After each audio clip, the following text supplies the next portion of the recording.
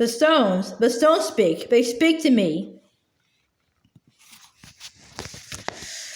Chapter 6, in which the stones speak. Jared and Simon ran, half-dragging Mallory, through a series of hallways and narrow, dim rooms. Once they passed through an overhang high above a central cavity where the courting oversaw dwarves laboring to stack weapons onto carts. The barking, at first far off, became closer and more frenzied. They continue on through chamber after chamber, ducking behind stalagmites when they heard dwarves nearby, and then creeping on. Jared stopped in a cavern with pools where white, sightless fish darted. Tiny rocks were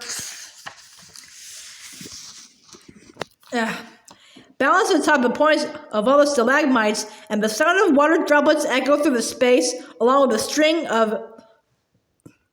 a strange tapping rhythm. Where are we? I'm not sure, Simon said. I would have remembered those fish, but I don't. I don't think we came this way when they brought us in.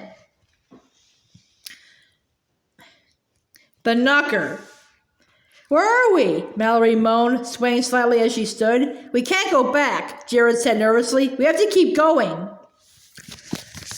A small, pale figure jumped out from the shadows. It had huge, luminous eyes that shone in the gloom. On its forehead, 2 long whiskers quivered. What's that? Simon whispered. The creature tapped on the wall with one long, multi-jointed finger, then pressed a large ear against the stone. Jared noticed that the creature's nails were cracked and broken. The stones speak. They speak to me. It had a small, whispery voice, and Jared strained to pick out individual words. The creature tapped again. The sound was like some demented Morse code. Hey, Jared said, do you know the way out of here? Shh. It closed its eyes and nodded its head in time with something Jared couldn't hear. Then it leaped into Jared's arms, wrapping a strong hand around his neck. Jared stumbled backward. Yes. The stone said to crawl through there. It pointed into the darkness, past the pools of white fish. Great, thanks. Jared tried to peel the creature off. Finally, it unlatched, scrambled to the wall, and began tapping again. What is that? Simon whispered to Jared. A really weird dwarf? A nodder or a banger, I think, Jared whispered back. They live in mines and warn miners of collapses and stuff. Simon made a face. Are they all insane? It's worse than the Fuka. For you, Jared Grace. The creature pressed a smooth, cold stone into Jared's hand. The stone wants to travel with you.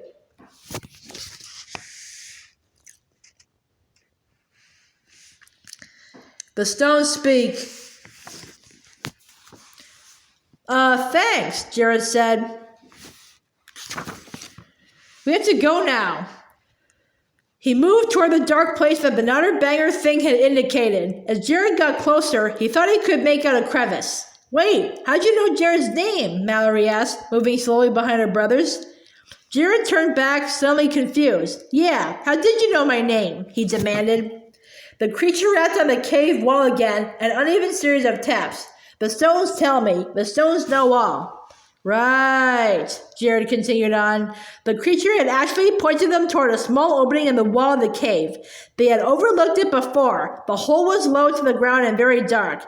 Jared got on his hands and knees and started to crawl. The cave floor was moist, and sometimes he thought he could hear a slither or a rustle just ahead of him. His brother and sister shuffled along behind. Once or twice he heard one of them gasp, but he didn't slow his pace. He could still hear the barking of the dogs echoing through the caverns.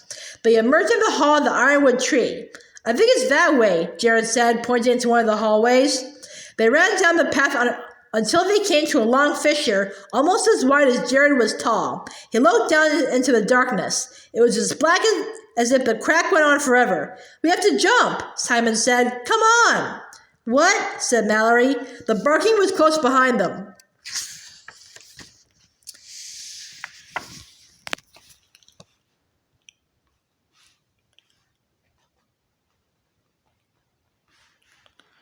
Together they leaped.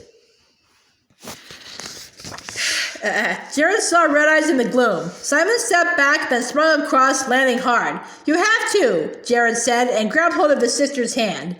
Together they leaped. Mallory stumbled when her foot hit the rock on the other side, but she fell safely onto the cave floor. They sprinted off, hoping the dogs could not jump as far as they had.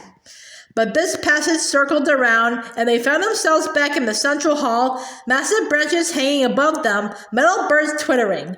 Where are we going? Mallory whined as she leaned on the sword. I don't know, Jared said, catching his breath. I don't know.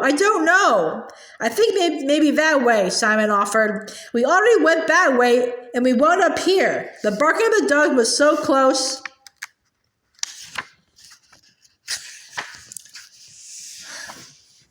that Jared expected them to burst into the room at any moment. How can you not know where to go? Mallory demanded. Do you remember how you got in here? I'm trying. It was dark and we were in a cage. What do you want me to do? Jared kicked the base of the tree as if to emphasize his point. The leaves quivered, clanging together like 1,000 chimes. The sound was deafening. One of the copper birds fell to the ground, its wings still twitching and its beak opening and closing soundlessly. Oh crap, said Mallory. Metal dogs burst into the room from several corridors, their sleek, jointed bodies effortlessly covering the distance between the entrance and the siblings. Their guarded eyes blazed.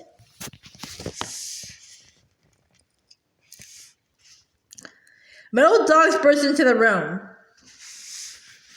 Climb! Jared yelled, hooking his foot on the lowest branch and reaching back for his sister's hand. Simon clambered up the rough iron bark. Mallory lifted herself dazedly. Come on, Mallory, Simon pleaded. She swung her leg onto a branch just as the dog lunged. Its teeth caught hold of the edge of her white dress and ripped it. The other dogs swarmed close, tearing the cloth. Jared threw the stone that he'd been clutching in one hand. It flew past the dog's head and rolled ineffectually against the cave wall. One of the dogs bounded after the rock. At first, Jared thought that maybe the stone was magical, that he noticed that the dog had carried it back in its teeth, metal tail wagging like a whip. Simon, Jared said, I think that dog is playing. Simon looked at the dog for a moment and then started to shimmy down the tree. What are you doing? Mallory demanded. Mechanical robot dogs are not pets. Don't worry, Simon called back. Simon dropped to the ground, and the dog stopped barking suddenly, nosing him as though deciding whether or not to bite. Simon stood very still. Watching him, Jared couldn't breathe. Good boy, Simon soothed, his voice shaking only slightly. Want to fetch? Want to play a game? He reached forward and gingerly took the stone from between the dog's metal teeth. All the dogs bounced in the air at once, barking happily. Simon looked up at his siblings and smiled. You have got to be kidding me, Mallory said. Simon threw the stone, and all 5 dogs bounded after it. One snatched it up in its jaws and marched back proudly, the others trailing eagerly. Simon leaned down to pet their metal heads. Their silver tongues lolled from their mouths. Simon threw the rock 3 more times before Jared called down to him. We have to go, he said. The dwarves are going to find us if we wait any longer. Simon looked disappointed. Okay, he shouted to them. But he took the stone and hurled it as hard as he could into the other room. The dogs thundered after it. Come on! Jared and Mallory jumped down. All 3 of them ran to the small crack in the wall and squeezed inside, crawling rapidly on their hands and knees. Jared stuffed his backpack behind him, blocking the way. Already he could hear the dogs whining and scratching at the cloth. They felt their way in the dark, but there must have been a fork in the tunnel that they missed earlier, because this time there was a soft, warm light at the end of the corridor. They found themselves standing above the quarry on dewy grass. Dawn red in the sky in the east.